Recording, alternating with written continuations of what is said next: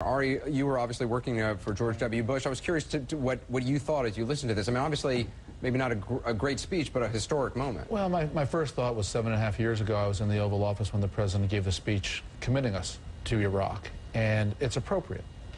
Americans don't like to commit troops abroad, and when we do, we want to win, and we want to come home. And the president, I think President Bush is the one because of the surge, and then in December of 2008, if you remember when the shoe was thrown at him, that was actually the announcement of a security agreement with the Iraqi government to bring our troops home at the end of 2011. The day had to come.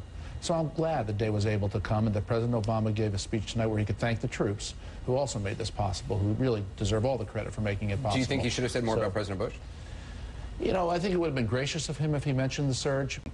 But I'll make a deal with President Bush.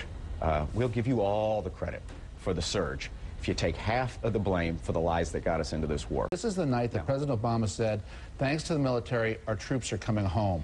I was gracious enough to praise President Obama for saying that it's an appropriate moment for our country to bring them home and to welcome them home. But for you to say that President Bush lied about this, Paul, that is exactly the type of divisiveness we're trying to move beyond in this country. Many progressives feel much too gracious to your former boss, George W. Bush.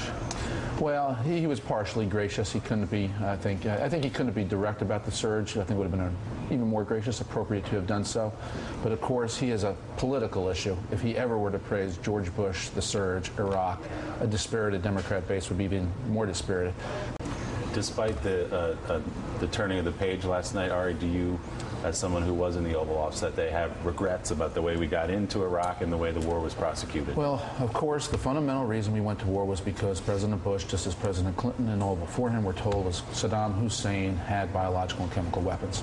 And after having been hit on September 11th, the decision President Bush had to make is, when you are told as president that Saddam Hussein has biological and chemical weapons, is your reaction, we're America, and there's nothing we can do about it, or it's unacceptable, I will do something about it.